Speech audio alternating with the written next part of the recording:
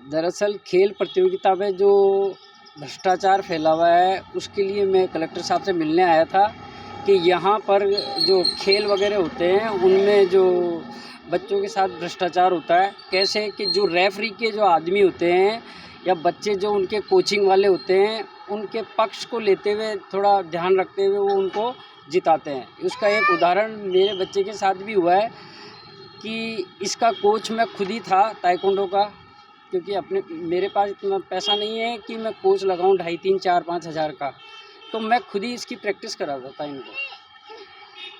मेरा बच्चा ख्वाजा मॉडल से ताइक्वांडो में फ़ाइट के लिए उतरा था कल 51 किलो वेट में। तो वहाँ का जो रेफरी थे, जो कल रेफरी थे, आज वो हट के कोच, उनका जो कोच बने, मतलब दूसरे कैंडिडेट का। जब फाइट चालू हुई तो वो सामने थे, रेफरी का सपोर्ट करता है। तो बच्चा मेरा अच्छा खेला है, मैंने उसकी वीडियो सेंड करी है। दूसरी बात, कहाँ पॉइंट देना है कहाँ नहीं देना है, ये एक पॉइंट वाली बात है। तो मैंने जब लास्ट में देखा तो उस बच्चे को जहाँ 5 पॉइंट दिए दूसरे वाले बच्चे को, तो मेरे बच्चे को भी 5 या 6 पॉइंट वहाँ पे देने थे, जहाँ एक भी पॉइंट नहीं दिया और वो कुछ पॉइंटों से रह गया।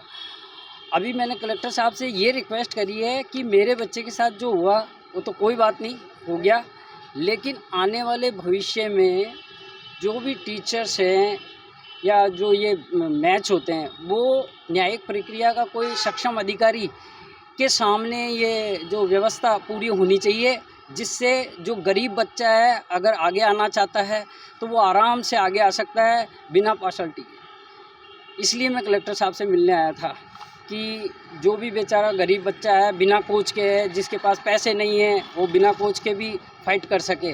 तो मैं न्यायपालिका से यही कहने आया कि जब ये इनका मैच होता है तो उस वक्त कोई सरकारी न्यायाधीश या सक्षम अधिकारी वहाँ सामने बैठ के और वीडियो के थ्रू, मतलब चारों और वीडियो कैमरे लगे हुए होने चाहिए और कैमरे की संरक्षण में वो होना चाहिए। अब कल भी एक बच्ची के पेट में लगी, लेकिन फर्स्ट एड की कोई सुविधा नहीं थी।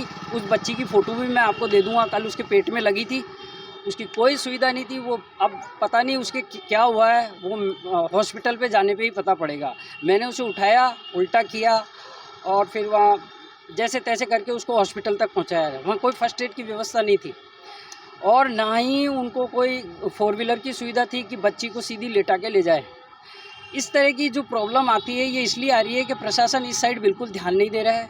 और जो मेरी रिक्वेस्ट प्रशासन से यही है कि जब ये मैच वगैरह होता है तो न्यायिक अभिरक्षा में हो और कोई एक सक्षम अधिकारी बैठे और बिल्कुल क्लियर, मतलब इस मैच का जो फैसला हो सकता है मैं गलत हूँ, लेकिन जो व्यवस्था है वो बहुत ख़राब है। उस व्यवस्था को सुचारू रूप से चालू रखने के लिए मैं चाह रहा हूँ कि कलेक्टर साहब इस पे एक्शन लें।